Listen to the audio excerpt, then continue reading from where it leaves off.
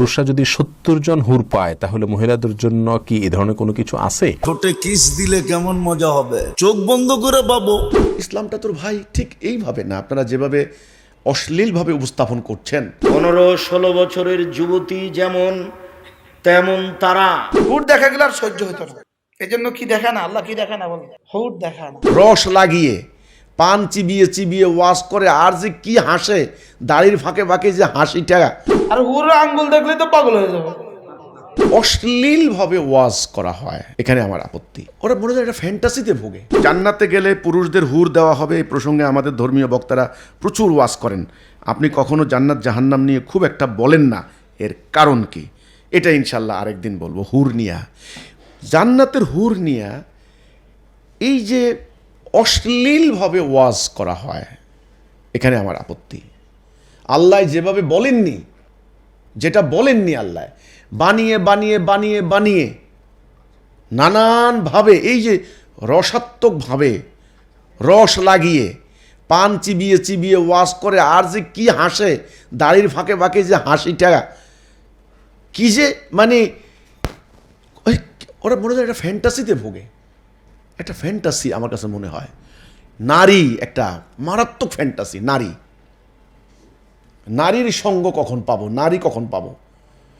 ইসলামটা তোর ভাই ঠিক এইভাবে না, আপনারা যেভাবে অশ্লীলভাবে উপস্থাপন করছেন, আপনারা যেভাবে উলঙ্গভাবে, আপনারা যেভাবে মানে ব্যাপারটা তা তো নয়। জান্নাত ব্যাপারটা কি সংক্ষেপে বলছি, এটা অন্য একদিন বলবো। জান্নাত মানেই হলো একটা শান্তির জায়গা, আর জাহান্নাম মানে একটা কষ্টের জায়গা। কষ্টের নানান বর্ণনা দেওয়া হয়েছে, আর শান্তির নানান দিক তুলে ধরা হয়েছে। ছায়া থাকবে, ফল ফলাদি থাকবে, উত্তম সঙ্গী বা সঙ্গিনী, মুতাহারাতান, আজওয়াজুন মুতাহারাতান, কথাটা মুতাহার, তাহের, পবিত্রতা, পবিত্র। পবিত্র কারা? এখন পবিত্র কারা? যে মিথ্যা বলে না, ওকে গীবত করে না, ছলনা করে না, প্রতারণা করে না, হিংসা করে না, অহংকার করে না, ক্ষতি করে না, এই মানুষটা এখনো পবিত্র। তার সঙ্গে কথা বলতেও আপনার ভালো লাগবে, তার সাথে বসবাস করতেও আপনার ভালো লাগবে।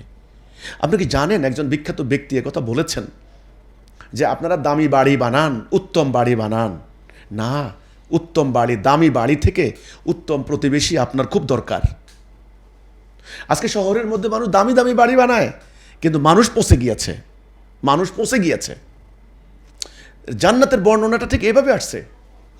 এই হুজুররা মানে এক শ্রেণী, ভাই আমি সব হুজুর বলতে সব নয়, হুজুর আমাদের নবী করিম সাল্লাল্লাহু আলাইহি ওয়াসাল্লাম, আমাদের রাসূল পাক সাল্লাল্লাহু আলাইহি ওয়াসাল্লাম, উনি হুজুর। এরা হুজুর না। এরা যেভাবে জান্নাতের যে এই যে বিশেষ করে হুর নিয়ে যেই ধরনের অশ্লীল অঙ্গভঙ্গি নিয়ে রসিয়ে রসিয়ে পান চিবিয়ে চিবিয়ে ঠোঁট লাল করে, আমি এক মৌলানার ওয়াজ শুনলাম, সি সি সি, আমার ঘৃণা লেগেছে। মন্তব্যের ঘরের মধ্যে এমন এমন এমন এমন অশ্লীল গালাগালি করেছে মানুষ। কেন ইসলামের কে বা বিয়ে করছেন? বিষয়টা তা নয়। জান্নাত আপনাদের জন্য না, জান্নাত আপনাদের জন্য না। জান্নাত হবে পুত পবিত্র হৃদয়ের অধিকারী মানুষের জন্য। তাহলে সোজা মানে আমি সিম্পলি কথাটা বলি, যেমন জাহান্নাম তাদের জন্য কষ্ট, তাদের জন্য ওই জাক্কুম নামক তিতা খাবার, কাঁটাযুক্ত খাবার, পুঁজ, রক্ত, এগুলি বলা হয়েছে, এগুলি বর্ণনার মধ্যে এসেছে। কষ্টের, নানান কষ্টের কথা বলা হয়েছে, সেগুলি রুক্ষ ব্যবহারের কথা বলা হয়েছে, প্রখর রোদ, তাপের কথা বলা হয়েছে, আগুনের কথা বলেছে, আগুনের পোশাক, আল কাতরার পোশাক, মানে অর্থাৎ আপনাকে কষ্ট, নানানভাবে কষ্ট পাবেন, আপনি শান্তি পাবেন না। আর জান্নাত বলতে আপনার ছায়ার কথা বলা হয়েছে, ফল ফলাদের কথা বলা হয়েছে, আপনার নহরের কথা বলা হয়েছে, তারপরে দিয়ে আপনার উত্তম সঙ্গী বা সঙ্গিনীর কথা বলা হয়েছে।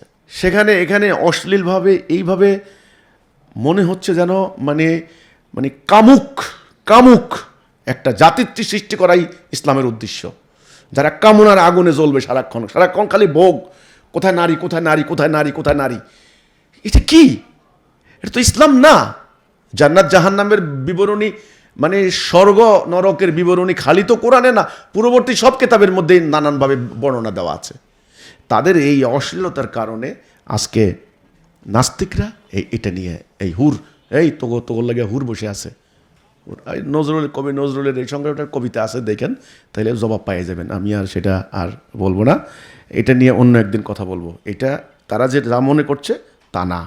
আল্লাহ সুবহানাহু ওয়া তাআলা যেই আঙ্গিকে যেইভাবে জিনিসটা বর্ণনা করেছেন, এটা একটা এমন একটা শান্তিপূর্ণ, শান্তিময়, এমন একটা পবিত্র জায়গা, যেই জায়গাটা ঠিক আল্লাহর যারা প্রিয় বান্দা, যারা এই দুনিয়াতে আল্লাহর দ্বীন কায়েম করার জন্য সর্বস্ব উৎসর্গ করবে, যারা পূত পবিত্র চরিত্রের অধিকারী হবে, যাদের হৃদয় হবে কলুষমুক্ত, যাদের মস্তিষ্ক হবে, চিন্তাধারা হবে মানে শয়তানমুক্ত, যারা সত্যিকার অর্থে পবিত্র, তারাই জান্নাতের পবিত্রতার অধিকারী হবে।